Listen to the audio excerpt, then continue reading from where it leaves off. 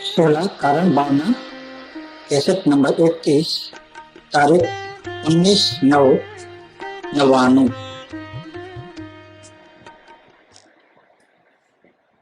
नमो अजंतानम नमो सत्ताम नमो आयज्ञान नमो विद्याचार नमो लेले सर्वसाम नमो सर्वसाहाय स्वामी भूत्या चकास्त चित स्वभावाय भावाय सर्वभावन कवच मंगलम भगवान वीर मंगलम गौतमोदम मंगलम कुंद कुंडालु जयं गौतमस्तु मंगल सर्वमंगल मांगल्य सर्व कल्याण कारकम दानम सर्वधर्माण जैनम जयतु शासन ओंकार बिंदु संयुक्त नित्यं ध्यायन्ति योगिनः आमोदं मोक्षदं च ओंकाराय नमः। श्री संबतभद्र आचार्य देवरचित श्री रत्नकरण सावकाचार, उसका छठा भावना अधिकार, उसमें 9वीं भावना वैयावृत्य भावना वो चल रही है। इसमें टीकाकार जो है ये पंडित सदासुखदास जी कासली वाली रचना है। ये भावना 9वीं भावना है। सम्य दर्शन होने के बाद परमात्मा बनने की यात्रा शुरू होती है। द्रव्य से तो सभी जीव परमात्मा है और स्वयं भी है, लेकिन परिणति में संपूर्ण शांति नहीं मिली। संपूर्ण शांति तो आत्मा में लीनता होगी तो ही मिलेगी। तो आत्मा की लीनता जैसे जैसे हम प्रयत्न करते हैं और बढ़ाते हैं, अंतर्मुखी यात्रा, अंतर्मुखी पुरुषार्थ, वैसे वैसे सारे गुण प्रकट होते हैं परिणति के अंदर भी। लेकिन अंतर में स्थिरता बढ़ाने के लिए निमित्त नैमित्तिक संबंध है कि जैसी भावना होगी वैसा फल मिलता है। अंतर में स्थिरता कैसे बढ़ेगी, हम परमात्मा की यात्रा में आगे कैसे बढ़ेंगे, हमारे कसाय भाव, हमारी मलिनता परिणति की दूर कैसे होगी, कि भावना के कारण होती है। तो ये सम्य दृष्टि भी भावना बाता है। ओरिजिनली तो एक ही भावना है, पूर्ण पद की भावना, मैं परमात्मा हूँ ऐसी भावना, ये भावना है। लेकिन इसके पेटा विभाग में 16 कारण भावना है। 16 कारण भावना शुद्ध होती है समय दृष्टि को, तो उसी भाव में या तीसरे भाव में अवश्य तीर्थंकर बन के मर जाता है।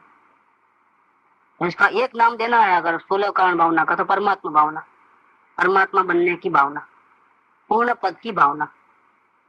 पावड़े कहते हैं ना पूर्व अवसर में आखिरी में भावना बातें हैं कि वो परम पद नु में ध्यान કર્યું, ये परम पद प्राप्ति नु કર્યું ध्यान में, गजा वगर ने हाल मनोरथ। बस ये 16 कारण भावना है। परम पद की भावना को या 16 कारण भावना को एक ही बात है। हम अभी हमारी ताकत नहीं है, गजा वगर ने भी ताकत नहीं है, लेकिन मन में जरूर है। हाल मनोरथ रूप है, मन में इच्छा जरूर है, भावना जरूर है। कौन सी भावना? परम पदता में। ये परम पद पाने की भावना को या 16 कारण भावना को एक ही बात है। इसके विस्तार है अलग अलग एंगल से। इसमें वैयावृत्य भावना है, सम्यक दृष्टि को ऐसी भावना होती है। इस भावना के फलस्वरूप उसकी अंतर स्थिरता बढ़ती है, अंतर शांति बढ़ती है। परिणाम में विकार अगर है, कसाय भाव है, वो दूर होते हैं और वो आगे बढ़ता है मोक्ष मार्ग के अंदर। वैयाव्रत वालों को ऐसे परिणाम होते हैं। जिसको वैयावृत्य भावना होती है उसके विचार कैसे होते हैं कि अहो ये मोह अग्नि से जलते हुए जगत में एक दिगंबर मुनि ही ज्ञान रूपी जल के द्वारा मोह रूपी अग्नि को बुझाकर आत्म कल्याण करते हैं। सम्यक दृष्टि को ऐसा नहीं लगता है कि मैं आत्म कल्याण करता हूँ, साधना करता हूँ, मेरा तो उपयोग पूरा दिन बाहर रहता है। उसको ऐसा नहीं लगता है। उसको तो हमेशा खेद रहता है इस बात का, आगे बढ़ गया हूँ ऐसा तो होने का सवाल नहीं। वास्तव में साधना तो वो करते हैं मुनिराज। वे धन्य है जो काम को मारकर, राग द्वेष को त्याग कर, इंद्रियों को जीतकर आत्मा के हित में उद्यमी हुए हैं। ये लोकोत्तर गुणों के धारी हैं। मुझे ऐसे गुणवंतों के चरणों की शरण ही प्राप्त हो। अब मैं प्रयत्न करने पर भी आगे नहीं बढ़ पाता हूँ, तो मैं चाहता हूँ कि उनकी शरण मुझे मिले। स्थिरता तो अपने आप मिल जाएगी, उनकी शरण मिले तो स्थिरता तो, क्योंकि इनके कल बताया था ना कि गुरु के हाजिरी में हमारी मन की जो भूमिका बदल जाती है। हम अपने मन को कंट्रोल नहीं कर पाते, लेकिन गुरु की हाजिरी मात्र, गुरु भले ही कुछ बोले नहीं, उनकी हाजिरी हो और हमारा मन जो है ठिकाने पे आ जाता है। जिस मन पे हमारा वश नहीं चलता है, उस मन को कंट्रोल करने में गुरु की हाजिरी, बस इतना मात्र। जैसे मोर कुछ करता नहीं है, साथ में रहता है, लेकिन उसकी आवाज सुनते ही, उसको दूर से देखते ही सब भाग जाते हैं। देखो माता जी ने कहा ना कि गुरु तेरे साधना की कला बताएंगे। गुरु शरण में रहना वो तो एक बहुत बड़ा गुण है। सेवक पने में रहना, कभी भी मैं कुछ हूँ ऐसा हो तो फिर सेवक पना छूट जाएगा, तो फिर बहुत गड़बड़ हो जाएगी। बहुत अच्छे अच्छे बोल दिए माता जी इधर बेंची के वचनामृत, लेकिन मेरे ध्यान में वो बोल नहीं है। તું પોતે માર્ગ જાણતો નથી ને જાણેલાને સાથે રાખે નહીં, તો તું એક ડગલું પણ કેવી રીતે ભરીશ? તું પોતે આંધળો અને જો ગુરુવાણીનું અને શ્રુતનું અવલંબન ન રાખે, તો સાધકનો માર્ગ જે અંદરમાં છે તે તને કેમ સૂઝશે? સંકિત કેમ થશે? સાધકપણું કેમ આવશે અને કેવળ કેમ પ્રગટશે? અનંત કાળનો અજાણ્યો માર્ગ ગુરુવાણી અને આગમ વગર જણાતો નથી। तो गुरु के शरण में रहना तो बहुत बड़ा, ये परम सुख है, ऐसा लिए नहीं तो धन। गुरु की शरण में रहना वो परम सुख है, ऐसा लिया है उन्होंने। और हम भी जानते हैं कि मन की स्थिति क्या है। बैठने दो, हम भी जानते हैं कि हाजिरी मात्र से मन कैसे कंट्रोल में रहता है। कंट्रोल करने की जरूरत नहीं पड़ती, तो बिना कुछ ज्यादा प्रयत्न किए, कृत्रिमता किए, सिर्फ चरण में बैठ गए हो, लाइन क्लियर, एकदम मन अपने आप आत्मा के बारे में नहीं सोचता है। वही मन एकदम कंट्रोल में आ जा करके अपने आत्मा के बारे में सोचना चालू कर देता है। और गुरु का बहुत बड़ा उपकार, तो इन्होंने भी बहुत अच्छा गाया है। ये पूछा है बस, एक तो ये बोल है 333 नंबर का, चेती ने रेव મને આવડે છે એમ આવડતની હૂંફના રસ્તે ચડવું નહીં। વિભાવના રસ્તે તો અનાદિથી ચડેલો જ છે, ત્યાંથી રોકવા માટે ગુરુ જોઈએ। वहां से पलटने के लिए, विभावों को रोकने के लिए कौन चाहिए? सर पे गुरु चाहिए। चेतने रेव मतलब कहीं गिर न जाए साधना हमारी, सावधान नहीं रहना। चेतने रहना मतलब सावधान में रहना, जागृति में रहना, कि कहीं हम आगे बढ़ते हैं तो बराबर बढ़ते हैं ना, पीछे तो नहीं हट रहे ना। ऐसा विभावना रस्ते तो अनादि थी चलेलो ज छे, क्योंकि राग द्वेष करने के लिए कोई विशेष प्रयत्न नहीं करना पड़ता है, तो चली रही चक्की। वहां से रुकने के लिए, वहां उनको रोकने के लिए, वापिस आने के लिए सर पे कौन चाहिए? गुरु जी। एक अपनी लगाम मतलब शुद्धि की भावना, दूसरे गुरु की लगाम। ये दो लगाम हो तो जीव वापिस आता है। ये घोड़े को भी दो लगाम होती है ना, नाक में रस्सी डालते हैं, एक इधर एक इधर, लेफ्ट राइट, दो लगाम साथ में रहते हैं। ऐसे तो जब भी चाहे ब्रेक लग जाती है उसको, कितना ही फास्ट चलाओ तो लगाम दबाए तो रुक जाता है, लगाम के इशारे पे चलता है घोड़ा भी। ऐसे हमारी परमात्मा बनने की यात्रा भी, उसमें भी दो लगाम चाहिए। एक तो हमारी परिपूर्ण शुद्धि की भावना, परम पद की भावना, और ऊपर गुरु की लगाम। और सम्यक दृष्टि को ऐसा विचार नहीं करना चाहिए कि हमको तो रास्ता मिल गया है, तो फिर हमको क्या जरूरत है, हम बिना गुरु की यात्रा कर सकते हैं। तो फिर समझ लो कि उसको अभी आत्मा की अनुभूति नहीं है, आगे का रास्ते का पता नहीं है उसको, आगे का रास्ता कितना कठिन है उसको मालूम नहीं है।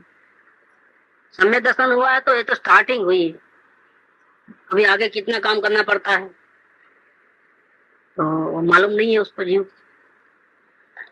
आगे क्या कहाँ जरूरत पड़ेगी, क्योंकि पूरा रास्ता नहीं मालूम है। श्रद्धा आत्मा हूँ ऐसी श्रद्धा हुई है, लेकिन अंदर में कैसे रहना अंदर में वो नहीं मालूम है। मालूम होने पर भी जब अंदर में दृष्टि बहुत लगाता है तो वेदन नहीं आता है। देखो तो कभी बैठते ही वेदन चालू हो जाता है, तो इसका मतलब क्या कि अपने हाथ की बाजी नहीं है, वो सहजता नहीं है उसके अंदर, अभी इतना प्रैक्टिस नहीं हुई है अंदर में रहने की। तो प्रैक्टिस के लिए जरूरी है। તો ત્યાંથી રોકવા માટે ગુરુ જોઈએ। આવડતના માનથી દૂર રહેવું સારું છે। બહાર પડવાના પ્રસંગોથી દૂર ભાગવામાં લાભ છે। એ બધા પ્રસંગો નિસાર છે। सारभूत तो एक आत्म स्वभाव है। जबरदस्त लिखा है और आगे भी और भी लिखा है। दूसरा बोल 334 आत्मार्थी को श्री गुरु के सानिध्य में पुरुषार्थ अपने आप होता है। बात अपनी वो चल रही थी, मेरे को यही बोल चाहिए था। यहाँ लिखा है ना इधर कि वो सम्यक दृष्टि जीव जो वैयाव्रत भावना वाला रहता है वो क्या चाहता है कि मेरी साधना तो कुछ है ही नहीं, वास्तव में साधना कौन कर रहे हैं? मुनिराज कर रहे हैं। मुझे तो ऐसे गुणवंतों के चरणों की शरण ही प्राप्त हो, मुझे नहीं चाहिए कुछ, क्योंकि मैं देखता हूँ कि मैं अपने आप मेरी कोई चलती नहीं है। भावना तो अंदर में रहने की, लेकिन अंदर में कहाँ रहना होता है। तब तो बाहर का बल चाहिए, गुरु के आशीर्वाद चाहिए, गुरु के चरण शरण चाहिए। यही बात इधर ली है कि आत्मार्थी को श्री गुरु के सानिध्य में पुरुषार्थ अपने आप होता है।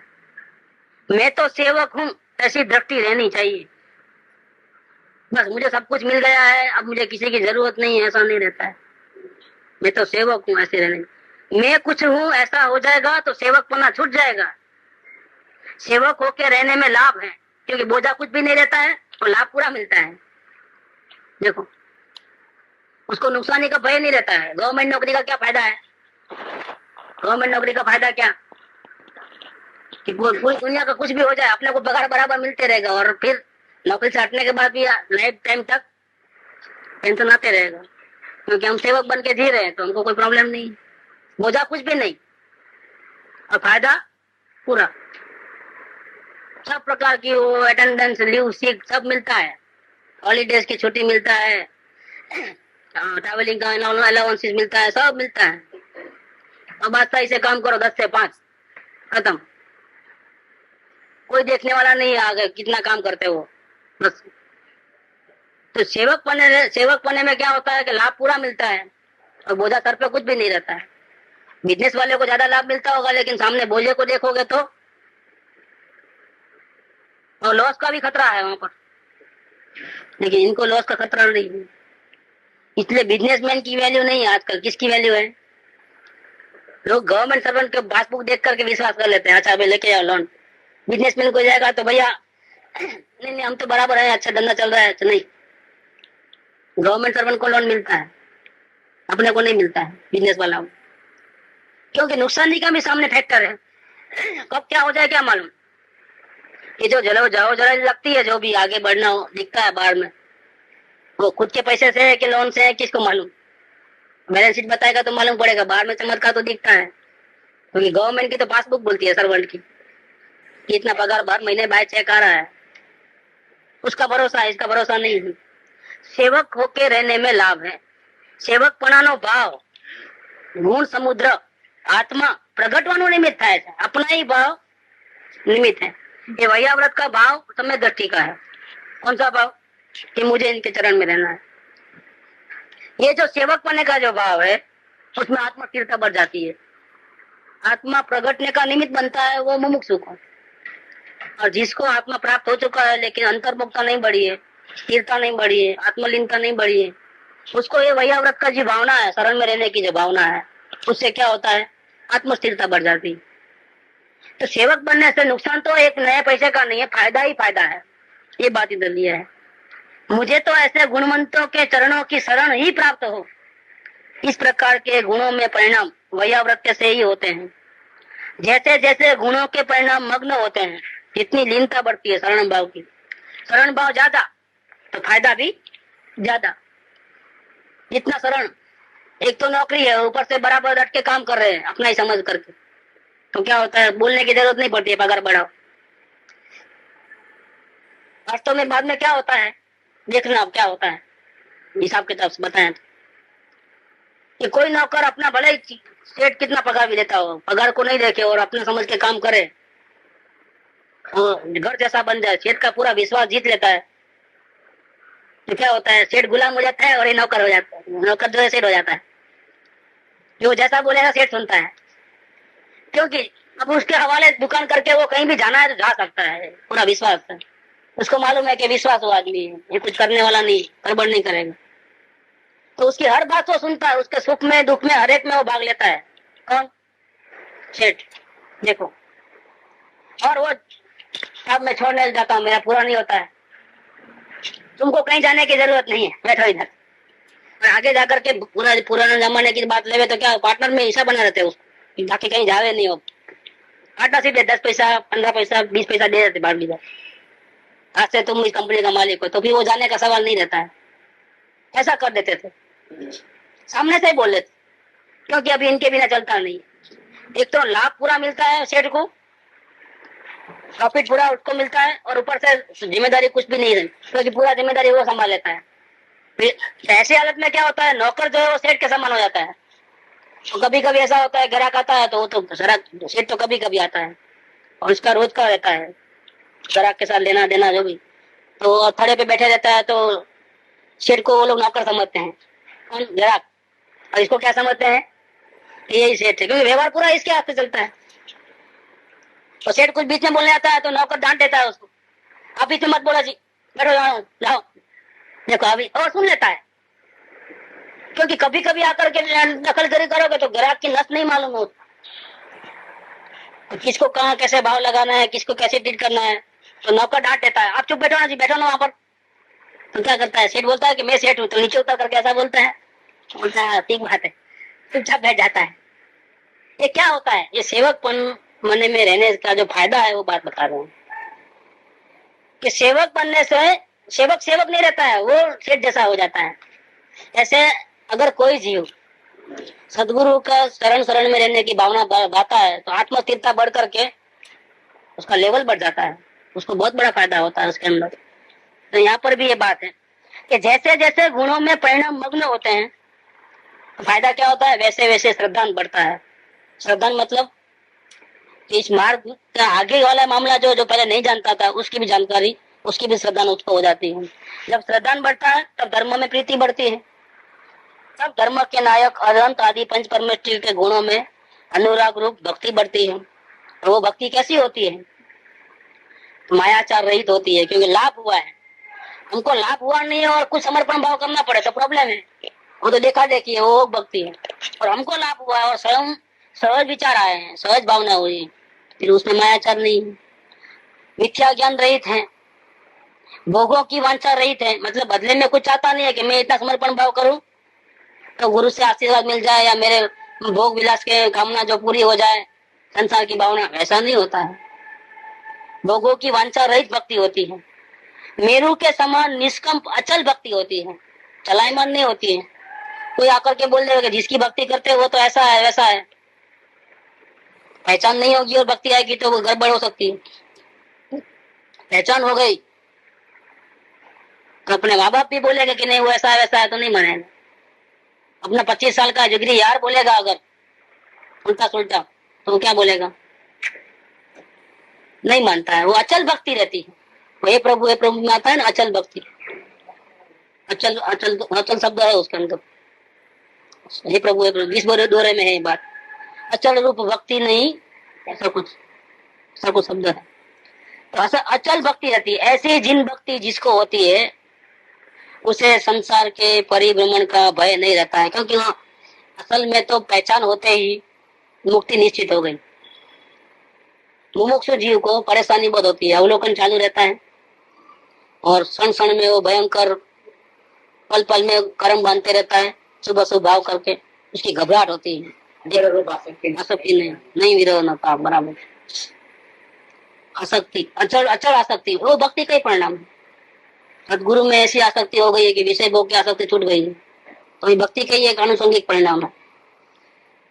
तो ऐसी तो मुमुक्षु जीव को जो अवलोकन से जो डर लगता है संसार का, परिभ्रमण का, बंधन का, अब मेरा क्या होगा मेरा क्या होगा, और बेचैनी होती है, टेंशन बढ़ता है, वो रोकना चाहता है तो रोक नहीं सकते हैं, विभाव भाव।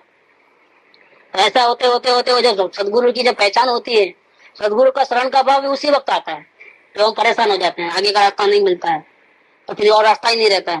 फिर तो सदगुरु का शरण लो, शरण लेने वाला फिर सदगुरु की हर चाल के ऊपर ज्यादा गौर करता है, अंतर से उसकी अंतर परिणति खोजने का प्रयत्न करता है। जब ऐसा एंगल आता है, अब आत्मा भूल गया है वो, अब सदगुरु को देखना चाहता है। उसके दिमाग में सदगुरु है दिन रात, उसके दिमाग में अब आत्मा नहीं है। अब सदगुरु की मूर्ति रात दिन चलते रहती है, भले 1 घंटे का 2 घंटे का स्वाध्याय हो, लेकिन उसके साथ में 24 आवर सदगुरु रहते हैं। कैसे? मन में, मन के ऊपर कंट्रोल, कब्जा पूरा सदगुरु का आता है। ऐसी हालत में क्या होता है कि उसकी अंतर परिणति के जब दशा मालूम पड़ जाती है सदगुरु की, तो उसको पहचान हो जाती है। तो जो पहले जो परेशानी थी कि विवाह भाव का मैं क्या करूं, कैसे बंद करूं, वो बंद करने का अभिप्राय छूट जाता है। बंद करने का अभिप्राय नहीं होता है। क्यों? उसको मालूम पड़ गया ऐसे विवाह भाव तो सदगुरु की परिणति में भी दिखाई देते हैं। हमारे परिणति में ऐसा नहीं, उनकी परिणति में भी दिखाई देते हैं, लेकिन उनको कोई, उनकी शांति को कोई टच नहीं होता है जरा भी। वो हर प्रकार के संयोग में, प्रतिकूल अनुकूल परिस्थिति में वो ऐसा क्या करते होंगे कि वो हमेशा संभाव में इसी प्रकार से रहते हैं।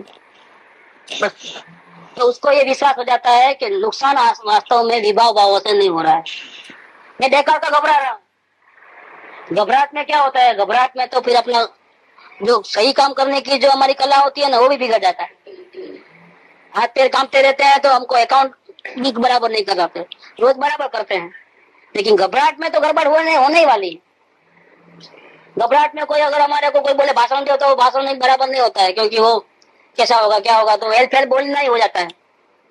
तो घबराहट में तो ये जो घबराहट था विभावों का, झूठा था, कल्पना युक्त था, उससे हमारी शांति रुकावट में नहीं आती है। विभाव भावों के कारण, विकल्पों के कारण, संसार के परेशानियों के जो विकल्प आते हैं उठापटक के, इसके कारण से हमारा आत्मदर्शन नहीं रुका है। वो उसको सदगुरु की अंतर परिणति के पहचान होने से मालूम पड़ जाता है। बस मालूम पड़ता है, उसको रास्ता मिल गया।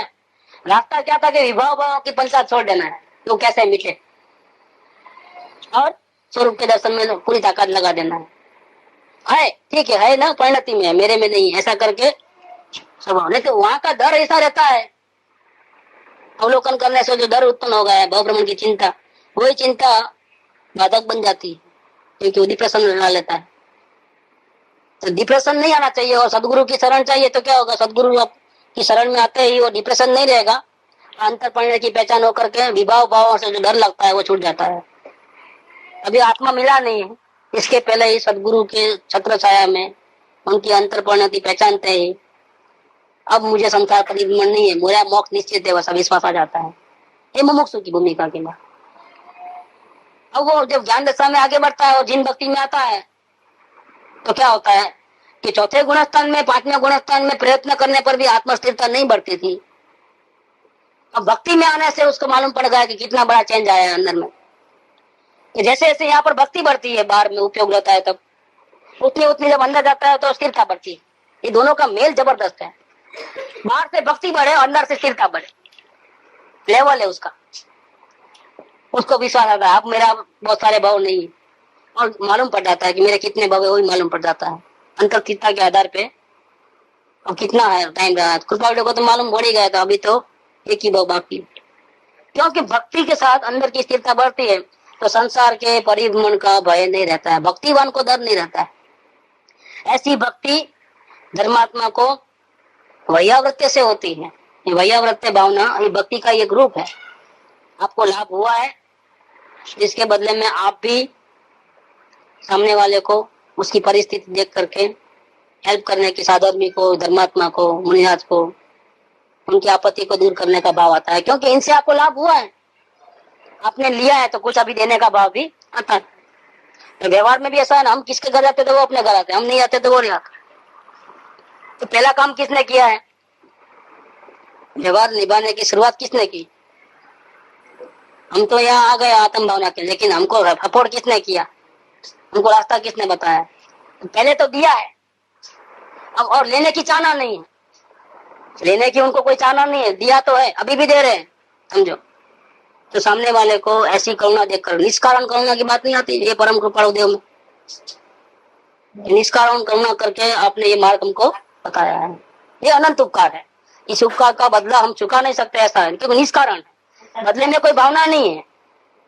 तो जब अपने को ऐसी निष्कारण करुणा से लाभ हुआ है, हमारी भव भव की जो अठड़ामन थी वो मिट गई है, अंदर में जबरदस्त शांति मिली है, शांति का रास्ता मिला है, तो ये वैयाव्रत की भावना अंदर आत्मा में से सहज निकलती ही है।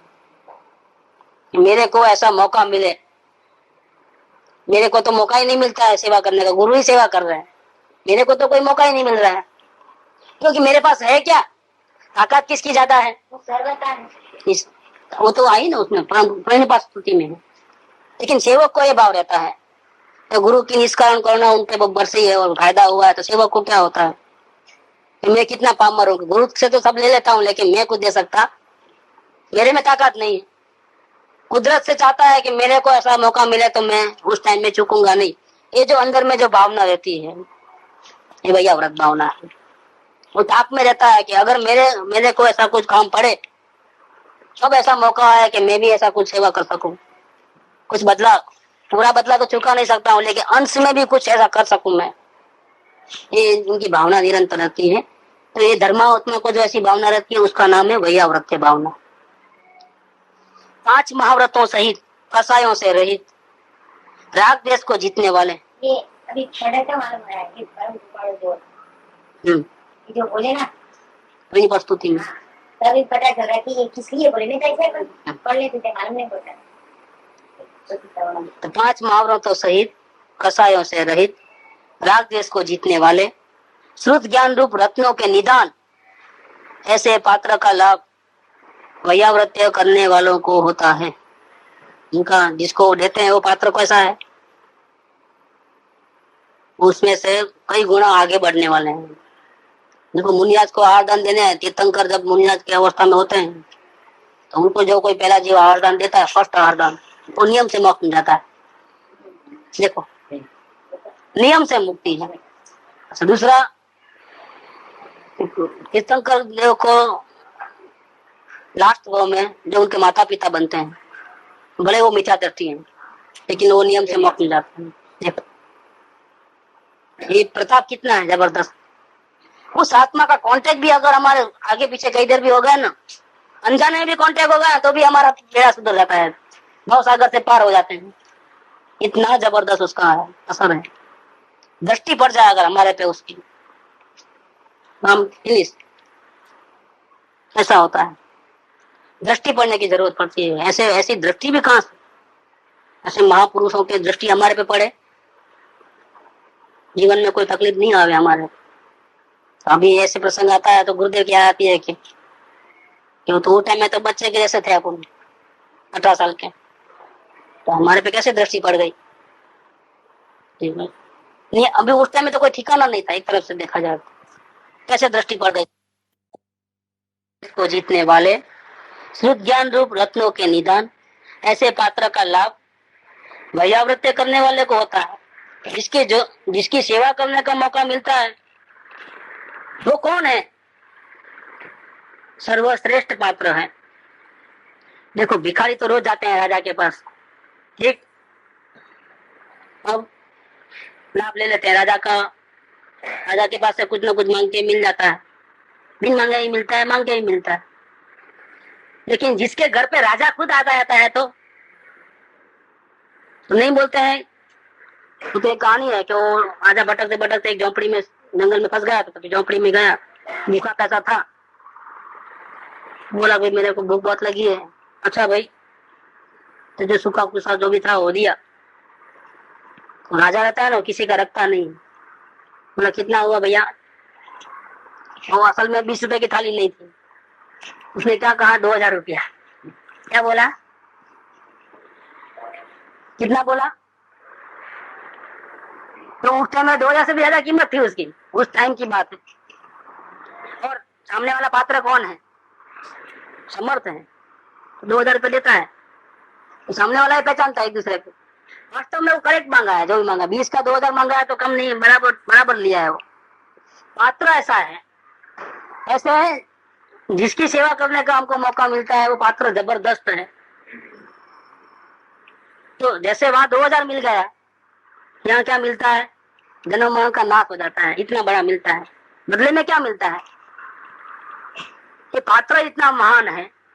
कैसा पात्र है, 5 महाव्रत सहित, कसायों से रहित, राग द्वेष को जीतने वाले, शुद्ध ज्ञान रूपी रत्नों के निदान, ऐसे पात्र का लाभ किसको मिलता है? मुनियाज हर एक के घर में जाते हैं, किस किस के घर में घुस जाते हैं? जिसको वैयावृत्य करने की भावना होती है उसके घर में ही जाना होता है। ऐसे परम तपोनिधि जहाँ जहाँ जाते हैं, परम शांति सुख लाभ जीव सब। असल में ये जो मुनिराज हैं, जो वो पुण्यशाली के घर में ही उनका जाना होता है। क्या चाहे जितने पैसे वाला करोड़पति हो, अब्जोपति हो, उसके घर उनके पाँव ही नहीं पड़ते हैं, पात्र उनको नहीं मिलते हैं, उनको सेवा करने का मौका नहीं मिलता है। अधोगति में जाने वाले का काम ही नहीं है। मुनिराज को आहार दान देने का जो फायदा है, वो उसका कोई हिसाब किताब नहीं, इतना फायदा है। वो धर्म लाभ बोलते हैं, वास्तव में धर्म लाभ होता है। उनको खाना खिलाने से हमारे दिल की भावना में जो है विषय कसाय का जो भाव है वो खत्म हो जाती है, आत्म भावना जगती है। तो लाभ किसको मिलता है? ऐसा लाभ जिसको अंतःकरण में आत्म कल्याण करने की भावना होती है, उसको ये लाभ मिलता है, दूसरों को नहीं मिलता है। दूसरे तो जिसको भावना नहीं है उसको, वो तो पाप करने में पड़े हैं, संसार के सुख भोगों को भोगने में पड़े हैं। ऐसी जिनकी मनोवृत्ति है उनके यहाँ उनके चरण ही नहीं आते हैं। निमित्त नैमित्तिक संबंध होता है, जहाँ उपादान जगता है तो वहां निमित्त की हाजिरी होती है। देखो अब महावीर स्वामी के जीव की बात ले तो एक सेकंड पहले तो हिरण को खा रहे थे, आधा मांस अंदर गया, आधा बाहर पड़ा है। थोड़ी मिनटों पहले शिकार किया है, लेकिन 2 मुनिराज जो है तीर्थंकर की बात सुन करके वहां से गुजर रहे हैं, और वहां सुना था कि ये महावीर स्वामी का जीव है, आज से 10 भाव के बाद वो मोक्ष जाने वाला है, महावीर स्वामी बनकर। वहां से गुजर रहे थे और उनकी नजर इन पे भी, देखो ये महावीर स्वामी का जीव है। लेकिन इसकी हालत देखे तो उनको ऐसा लगा कि फिर ऐसे परिणाम कैसे हैं। लेकिन जीव ऊंचा जीव था वो। वर्तमान में तो परिणाम बहुत खराब था, लेकिन जीव कितना महान जीव था। तो संबोधन करने के लिए नीचे उतरते हैं आकाश से, तो जिसको देखने से लोग भाग जाते थे, डर के मारे उनकी मौत हो जाती थी। ऐसा सीन था वो। सामने आके देखते हैं और 10 फीट के बाद खड़े हैं दोनों आकाश से उतर करके, चारों दारी मुनिराज। तो उसके भाव में परिवर्तन हो गया है। देखो ये भाव में परिवर्तन कैसे हुआ? ऐसे महाघातकी प्राणी, हिंसक प्राणी, अभी 1-2-5 मिनट के पहले शिकार किया है, मांस खा रहा था, उसके दिल में भाव परिवर्तन कैसे हुआ? अभी तो मुनिराज कुछ बोले नहीं, अभी तो आके ठहरे हैं। देखो ये ऐसे भाग्यवान के दर्शन, ऐसे महापुरुषों के दर्शन भी जिसके पड़ जाते हैं ना, ऐसा लाभ जिसको मिलता है वो जीव तीर जाता है। इसका जीवंत उदाहरण है। अंदर के भाव परिवर्तन हो गए। ये क्या? सब भाग जाते हैं और ये क्या? इतना भाव परिवर्तन हुआ कि जाति स्मरण ज्ञान हो गया, इतना अंदर में उथल पाथल लग गई। मांस का रस खाने का, शिकार करने का भाव सब खत्म उसी टाइम, देखने मात्र से। ये क्या चीज है? वैसे परम शांत मुद्रा, जरा भी डर नहीं चेहरे पे। क्यों आए मेरे सामने? कुछ लगता है, और उनके चेहरे पे भाव कुछ संबोधन करने के थे।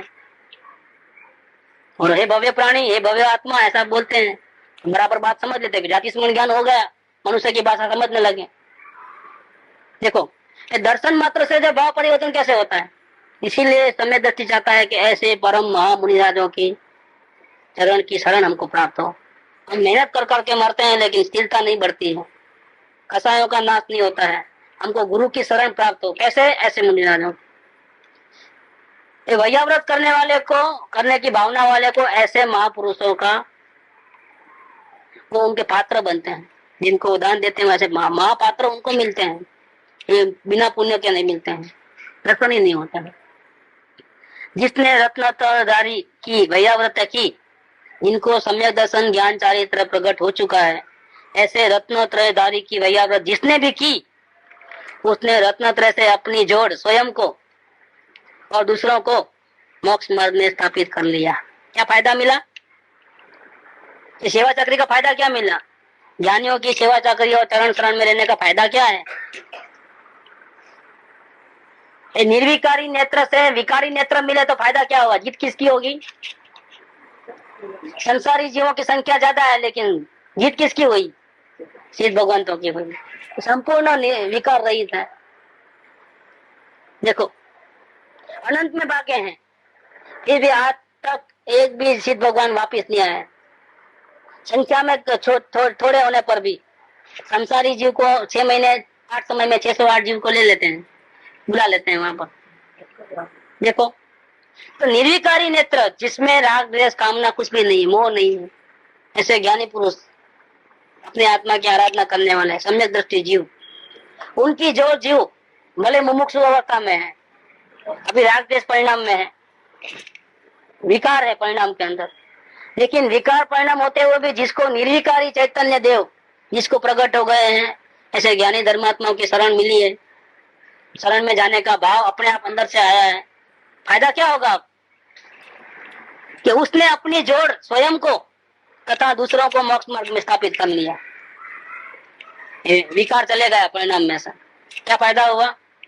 जिसको विकार चले गए हैं, ऐसे जीवों की साधना करने सेवा करने से क्या होता है? हमारा विकार चले जाता है। जो राग द्वेष के भाव छुट्टे नहीं थे और हैरान परेशान हो गया था जीव, जाता सदगुरु शरण मां तो प्रयास किया तो फायदा हुआ। वैयाव्रत करने वाले कोई फायदा हुआ?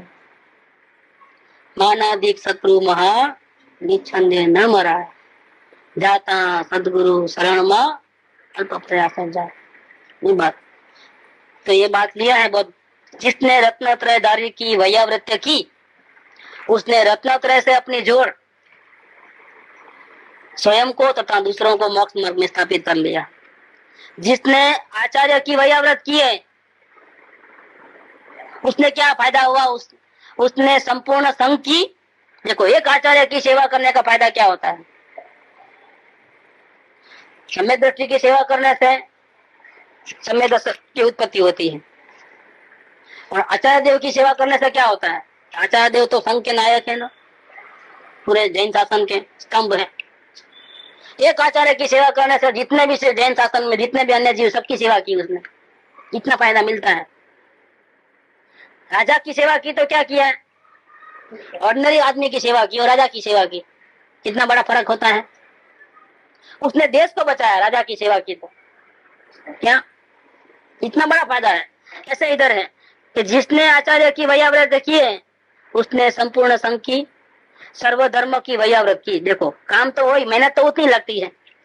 एक ऑर्डिनरी पुरुष की सेवा करो चाहे राजा की सेवा करो, मेहनत तो कितनी है? उतनी की उतनी है, लेकिन लाभ में फर्क कितना है?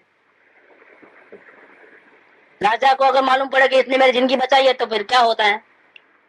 और सामान्य आदमी को मालूम पड़े कि इसने जिंदगी बचाई, लेकिन उसके बाद देने के लिए कुछ है नहीं, भाव जरूर है लेकिन दे तो सकता नहीं। लाभ किस में ज्यादा मिलता है? एक बात बताया कि जिसने आचार्य की वैयावृत्ति की है, उसने संपूर्ण संघ की सर्वधर्म की वैयावृत्ति की, भगवान की आज्ञा पाली, अपने तथा अन्य के संयम की रक्षा की, शुभ ध्यान की वृद्धि की तथा इंद्रियों का निग्रह किया, रत्नत्रय की रक्षा की, धर्म की रक्षा की, अत्यधिक दान दिया है। 1 रुपया भी दिया और उधर 1 रुपया दिया, इधर 1 रुपया दिया तो बहुत बड़ा फर्क पड़ जाता है। अत्यधिक दान दिया है, निर्विक चिकित्सा गुण को प्रकट दिखाया है, और जिनेंद्र के धर्म की प्रभावना की है। एक आचार्य की रक्षा करने से, वैयाव्रत्य करने से कितना बड़ा फायदा होता है। धन खर्च कर देना बहुत आसान है, सुलभ है, किंतु रोगी की टहल सेवा करना बहुत दुर्लभ है। पैसा दे देना, आप कर लो, वो अलग बात है। हम जाकर के खुद जाकर के उसकी सेवा चाकरी करें, बहुत बड़ा मुश्किल है। अन्य के अवगुण ढकना, गुण प्रकट करना इत्यादि गुणों के प्रभाव से तीर्थंकर नाम की प्रकृति का बंद होता है। अन्य के अवगुण ढकने की क्या जरूरत है? अपन क्यों नहीं करते हैं? तो भैया आज वो अपने गलती कर रहा है, लेकिन उसकी गलती को नजरअंदाज करके उसको सही रास्ते पे लाना है। ऐसा दया भाव किसको रहता है? तीर्थंकर का जीव को ऐसा नहीं रहता है कि मेरी पूजा करने वाले को उपदेश दूसरों को नहीं, ऐसा नहीं रहता। वो जीव मात्र को उपदेश देते हैं। वो अवगुण ही है तो अवगुण लोग ही आते हैं सत्संग में। कौन आते हैं? जरूरत किसको? दुखी कौन है? जिसमें गुण नहीं है और अवगुण है, वही तथा दुखी है, वही जीव दुखी है। तो वही आते हैं, तो उनको तिरस्कार नहीं होता है, उसको भी वो उपदेश देते हैं, उसको भी शांति से प्यार से बुला करके, उसको ऐसा नहीं कहते तू पापी, वैसा नहीं, तुम भव्य आत्मा, ऐसा करके संबोधित करते हैं। तो अन्य के अवगुण ढकना, गुण प्रकट करना इत्यादि गुणों के प्रभाव से तीर्थंकर नाम की प्रकृति का बंद होता है। ये वैयावृत्य में उत्तम है, ऐसी जिनेन्द्र की शिक्षा है। जो कोई श्रावक या साधु वैयावृत्य करता है वह उत्कृष्ट निर्वाण को प्राप्त करता है। जो अपनी सामर्थ्य के अनुसार छह काय के जीवों की रक्षा करने में सावधान है, उससे समस्त प्राणियों की वैयावृत्ति होती है।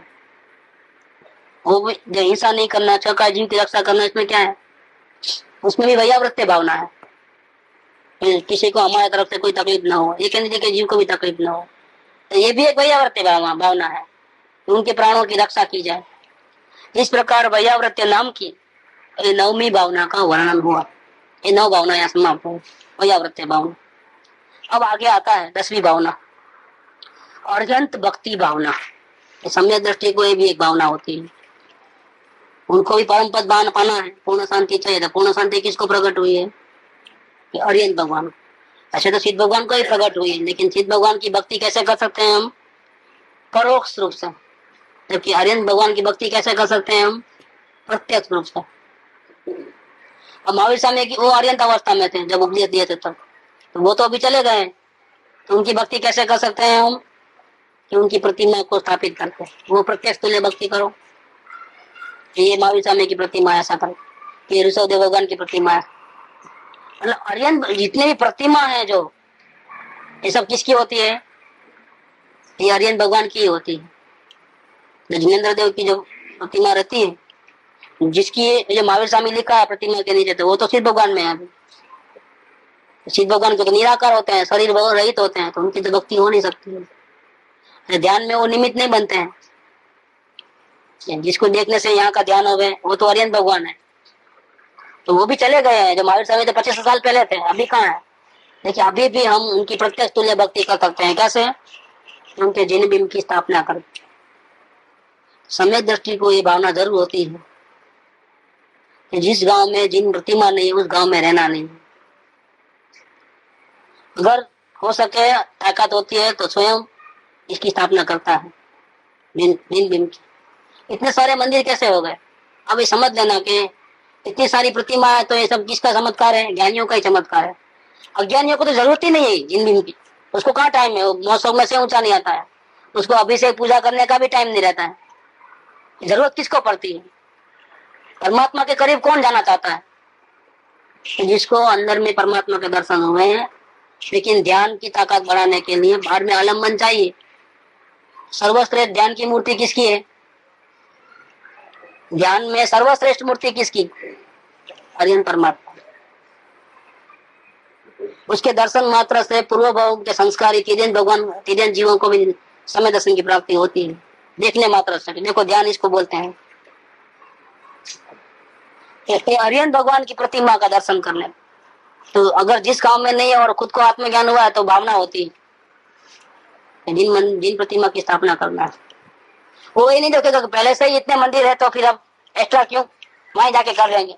लेकिन वहां जाके करते हैं, लेकिन क्या है कि जहां जहां जिन मंदिर होते हैं वहां का ट्रस्ट बोर्ड होता है, क्या वहां के नियम रहते हैं, वो नियम में उसको जमता नहीं है, और राग द्वेष वहां होते हैं, तो वो नहीं चाहता है, किसी को तकलीफ देना नहीं चाहता। तो क्या करता है, तो मंदिर तो है ना, एक एक दो दो चार चार मंदिर है। ये वाड़ेबंदी के कारण से मंदिरों की जो शोभा थी, जो गरिमा थी, वो खत्म हो गई। मुक्त रूप से जहाँ ध्यान कर सके, ऐसा स्थान किधर है। तो फिर वो उसकी भावना रहती है कि हमारा दिन कब आएंगे ऐसा, जब हमारा खुद में घर में ही जिन मंदिर होगा, या तो हमारा खुद का ओन एक जिन मंदिर होगा, जहाँ हमको कोई रोक टोक करने वाला नहीं होगा, हम अच्छी तरह से ध्यान साधना कर सकेंगे। ये भावना उसको रहती है। तो अब अरहंत भक्ति भावना, सम्यक दृष्टि को ऐसी भावना होती है। अब अरहंत भक्ति नाम की 10वीं भावना का वर्णन करते हैं। मन वचन काया द्वारा जिन ऐसे 2 अक्षर सदा काल स्मरण करना, उसका नाम अरहंत भक्ति है। खुद ने राग द्वेष को जीता है, लेकिन अंश में जीता है, तो खुद कैसा हो गया है, जैन हो गया है। तो ऐसे जो जैन होते हैं वो किसकी भक्ति करते हैं? जिन की भक्ति करते हैं। जिन माने क्या? कि जिसने संपूर्ण रूप से राग द्वेष को जीता है और जिनको केवल ज्ञान प्रकट हुआ है, पूर्ण वितरागता प्रकट हुई है, पूर्ण शांति प्रकट हुई है, ऐसे जो जिनेंद्र भगवान है उसका नाम दूसरा नाम लेवे तो आर्यन भगवान। तो जिन को याद निरंतर करता है। क्यों निरंतर याद करता है? कि जो अपने ध्येय को याद करता है वो जिन को याद करने के बराबर है। क्या हमारा ध्येय अंदर में क्या है? देखो ये पढ़े थे ना उस दिन समाधि तंत्र में, किसमें पढ़ा था कि समय दृष्टि को निरंतर जिनेंद्र भगवान की याद रहती है रात और दिन। वो कैसे कैसे याद रहती है? तो उसको अपना ध्येय जो है निरंतर याद रहता है कि मुझे पूर्ण शांति चाहिए, पूर्ण शांति चाहिए, पूर्ण शांति चाहिए। ये पूर्ण शांति चाहिए जो ऐसा जो भाव है भगवत ने अपन पढ़े थे समाज तंत्र में, नहीं है वो है मेरे पास, तो कैसे भी उतारे थे उसको, समाज तंत्र ही है। तो उसमें एक शब्द आया है समय दर्शन हुआ तो क्या होता है? निरंतर परमात्मा को याद करता है, निरंतर। और ऐसा कैसे हो सकता है? मंदिर में कभी कभी आता है तो निरंतर कैसे याद करता है? उसका निरंतर भाव में भाव संबंध है। वो प्रैक्टिकली तो कभी कभी मंदिर जाता है या रोज जाता है संबंध, तो रोज जाता है तो मंदिर में थोड़े बैठे रहता है। फिर यहाँ तो क्या लिखा है? निरंतर याद करता है। ऐसा क्यों? इसको पूर्ण ध्येय को निरंतर याद करता है। अंदर में वो भावना बैठ गई, पूर्ण शांति चाहिए, पूर्ण शांति चाहिए, पूर्ण शांति चाहिए, वो अंदर में चल ही रही है भावना। इसका मतलब क्या है? कि उसने जिनेंद्र भगवान को हृदय में बिठा दिया है, भाव में निरंतर। हाँ भाव का। फिर वो बढ़ जाता है जब बाहर का भी पुण्य का उड़े आता है तो बाहर में भी ऐसी व्यवस्था बनती है। बाहर की व्यवस्था बने, जिन मंदिर बने नहीं बने, व्यवस्था होवे नहीं होवे, और सदनियों का सपोर्ट मिले नहीं मिले, वो तो दूसरी बात है। वो तो पुण्य का उदय होगा तो ही होगा। हम बहुत बहुत भावना कर सकते हैं, लेकिन अंदर की भावना तो निरंतर वृद्धिगत होती है। दोनों काम होना चाहिए। नहीं सुनने में सुगंध, देखो हमेशा हम सर्वश्रेष्ठ चाहते हैं, सिर्फ भावना करे और वो बाद में इसका रूप नहीं आवे सामने तो क्या फायदा? तब तक उसको क्या रहता है? खटक रहती है कि मेरी भावना अभी पूरी नहीं है, अभी भावना सफल नहीं हुई, ऐसा रहता है। भावना वाले को तो पूरा चाहिए, द्रव्य से भी चाहिए और भाव से भी चाहिए। लेकिन द्रव्य से मिलना, बाहर से मिलना, वो तो पुण्य के अधीन है। बहुत बहुत तो ये भावना कर सकता है। तो आज वो भावना करता तो विफल नहीं आती है। आज सफल नहीं होगे तो जब पुण्य का उदय आएगा तब वो अपने उसके खुद के हाथ से जिन मंदिर बनेगा ही। अभी तो उसका काम क्या है? अभी वापिस संसार में तो जाना नहीं है। लोग नहीं लगाते, ब्रूस ली का पोस्टर लगाते हैं, उसका लगाते हैं, जिसको जिसकी रुचि होती है उसका लगाते हैं। धर्मात्मा को तो संसार की रुचि नहीं है तो वो किसका लगाएगा? पोस्टर, प्रतिमा, जो भी होगा, पूजा करेगा, भक्ति करेगा, अहोभाव होगा, किसका होगा? भक्ति किसकी करेगा? उसको इसकी करेगा। आजकल के यंग लोग जो होते हैं उसको वो हीरो हीरोइन के फोटो नहीं लगाते हैं, तो इसके उनका दिमाग में वो रहता है। क्रिकेट खेलने वाले को फोटो किसका लगाता है? बस जिसको जिसकी रुचि होती है उसका। और सचिन तेंदुलकर चाहिए उसको, और किसी छोटे बच्चे को पूछो कैसा बैट्समैन बनना है भैया तेरे को, नाम एक ही रहता है। वो संसार की लाइन हो गई। छोटे बच्चे का ही भाव ऐसे होते हैं। यहाँ पर जो भाव होते हैं समय दृष्टि को तो कैसे भाव रहते हैं? वो किसकी पूजा करने का है, किसका मंदिर बनाएगा? वो अपना घर का फ्लैट बाद में लेगा, पहले क्या करेगा? वो मंदिर बनाए। ऐसे भाव होते हैं इसको, क्योंकि अभी तो भाव हो गया तो फिर भविष्य में ऐसा ही होगा। जो भी जो 1 2 4 भाव जो भी बाकी होंगे आगे वाले भाव में तो ऐसा ही होने वाला है। आगे वाले भाव में तो क्यों निदान खत्म हो गया। मेन फायदा क्या होता है? ये समय दर्शन होते ही जो भविष्य की चिंता करता था बेकार की, वो निदान खत्म हो गया। जैसी स्थिति आवे वैसी स्थिति में रहने को चाहता है, तो परिणाम तो कितने शांत रहते हैं।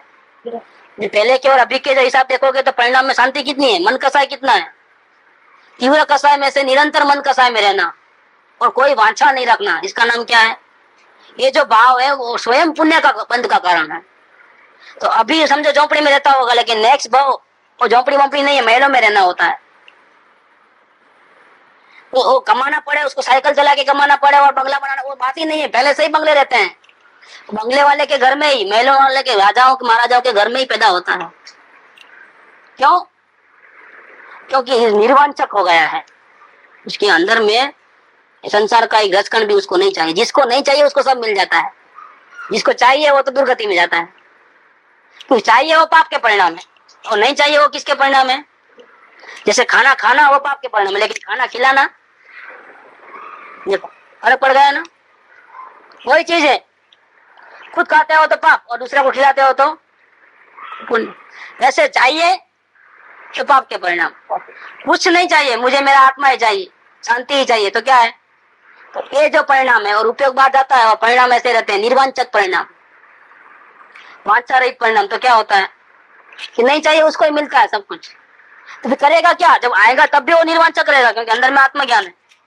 मिलेगा तो क्या करेगा फिर वो, जबरदस्ती कोई डाल के जाएगा तो क्या करेगा, तो क्या अपना वो मंगला बनाएगा, कार लेगा, क्या करेगा वो तो उसको चाहिए नहीं ना, परिग्रह तो चाहिए नहीं उसको। अच्छा जो चाहिए, जितना जो सहज में वो तो मिल चुका है, अभी और ज्यादा आता है तो क्या करेगा वो, उसका वही काम रहता है, जिन मंदिर बनाओ, शास्त्र छपाओ, पूरा दिन उसमें जाता है।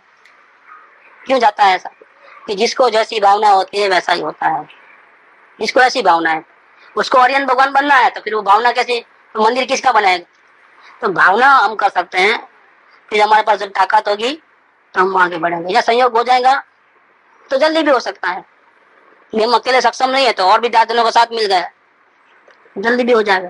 तो भावना होगी तो कार्य होगा, भावना नहीं होगी तो नहीं होगा। भावना और बाहर में पुण्य मिलेगा तो द्रव्य से भी कार्य होगा, ऐसा। तो सम्यक दृष्टि को अरंत भक्ति भावना होती है, ये 10वीं 16 कारण भावना की 10वीं भावना है। अब अरंत भक्ति नाम की 10वीं भावना का वर्णन करते हैं। मन वचन काया द्वारा जिन ऐसे 2 अक्षर सदा काल स्मरण करना, वह अरंत भक्ति है। अरंत के गुणों में अनुराग, उसका नाम अरंत भक्ति। देखो बाहर से दिखे नहीं दिखे, लेकिन उनके गुण कैसे हैं, अरंत भगवान के कौन से गुण हैं, पूर्ण शांति मिली है, पूर्ण ध्यानस्थ अवस्था है, उपयोग आत्मा से बाहर जाता नहीं है, पूर्ण वितरागता है, पूर्ण ज्ञान है, अनंत वीर्य प्रकट हो चुका है। तो ऐसे गुण जिसको चाहिए, ऐसे गुण में जिसको प्रीति है, तो समझ लो कि वो आर्यन भगवान की भक्ति कर रहा है। जिसने पूर्व जन्म में 16 कारण भावना भाई है, वह तीर्थंकर होकर के अर्यंत होता है। ऐसा ही सामान्य अर्यंत नहीं होता है, सामान्य केवल नहीं होता है, वो कैसा होता है, तीर्थंकर बनकर के अर्यंत होता है। 16 कारण भावना भाई है वो, उसके 16 कारण भावना से उत्पन्न अद्भुत पुण्य के प्रभाव से गर्भ से आने के 6 महीना पहले ही इंद्र की आज्ञा से कुबेर 12 योजन लंबी 9 योजन चौड़ी रत्नमयी नगरी की रचना करता है, जहाँ तीर्थंकर देव आने वाले हैं, जहाँ उनके माता पिता जो जीव बनने वाले हैं, उस नगरी की बात।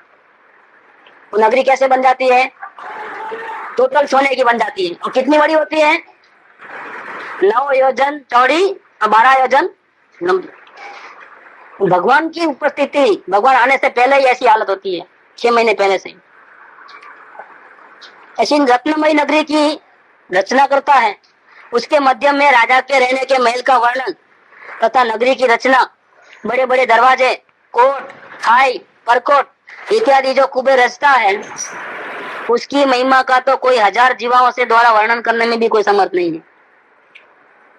क्या इसका जो महिमा गाने के लिए आजकल नहीं, वो अक्षरधाम, जो अहमदाबाद में जाते हैं तो अक्षरधाम की बहुत महिमा करते हैं, स्वामी नारायण का टेम्पल जो है, वो लंदन में तो इससे ही बढ़िया है ये लोगों का। आप देखते रहो, बस एकदम जबरदस्त बनाया है मंदिर, कुछ नहीं है उसके, उसका एक महल के छोटा सा घर के समान नहीं है, वो इतना जबरदस्त रहता है। ये जो रहता है सब महल ये रहते हैं सब। वहाँ तीर्थंकर की माता के गर्भ का शोधन रुचिक द्वीपावली में रहने वाली 56 कुमारी देवी करती है, तो गर्भ की सफाई कर देते हैं। कौन 56 कुमारी देवियां, कैसे, अपनी दिव्य शक्ति से वो देवियां रहती है, पूरा कंप्लीट क्लीन अप। तथा वे देवियां माता की अनेक प्रकार की सेवा करने में सावधान रहती है। गर्भ में आने के 6 महीना पहले से कुबेर प्रभात, मध्याह्न, अपराह्न एक एक काल में आकाश से 3.5 करोड़ रत्नों की वर्षा करता है। देखो सुबह दोपहर शाम देखते जाओ ऊपर से। इसके बाद गर्भ में आते ही देखो ये इसका कारण क्या है, कि जहाँ भगवान पधारते हैं जिस नगरी में, उस नगरी में जो रहने वाले जो जीव हैं बहुत पुण्यशाली होते हैं, तभी उसी नगरी में आना होता है। अब वो जो पहले तो गरीब होते हैं, लेकिन अब क्या करते हैं कि भगवान की वाणी सुनने के लिए, उसका हृदय में उतारने की निवृत्ति भी चाहिए कि नहीं चाहिए, तो भगवान तो हमारे गांव में है, सदगुरु है हमारे गांव में, लेकिन हमारा टाइम क्या है? हमारे जमाने में आता है तो सदगुरु की आज्ञा सुनने का टाइम मिलता है, लेकिन पचाने का टाइम नहीं मिलता है। क्या जगत गुरु पधार रहे हैं जिस नगरी में, 3 ज्ञान लेकर के आते हैं, तो उनकी वाणी सुनने और पचाने के लिए हम भी फ्री होना चाहिए ना। हम कमाने जमाने में लग जाएंगे तो कुबेर पहले से ही व्यवस्था कर लेता है। वो नहीं आता है कि वक्ता आने से पहले श्रोता की सभा तैयार रहती है। ऐसे ही यहाँ होता है कि भगवान तो आएंगे बाद में, लेकिन भगवान का जन्मोत्सव मनाना, उनकी सेवा चाकरी करना, उनकी वाणी सुनना, उनके लिए भी कोई चाहिए ना पहले। तो कुबेर वर्षा कर देता है रत्नों की। सुबह दोपहर शाम 3 काल में क्या करता है? 3.5 करोड़ रत्नों की वर्षा करता है उस नगरी में। यह तो नगरी पूरी रत्नों की बनती है। ये हरियन भगवान की सुख धाम अनंत सुसंत चही, दिन रात रहे तद ध्यान मही। प्रशांति अनंत सुधामय जे, प्रणमो पद तेवर तेजयते। प्रणमो पद तेवर तेजयते। प्रणमो पद ते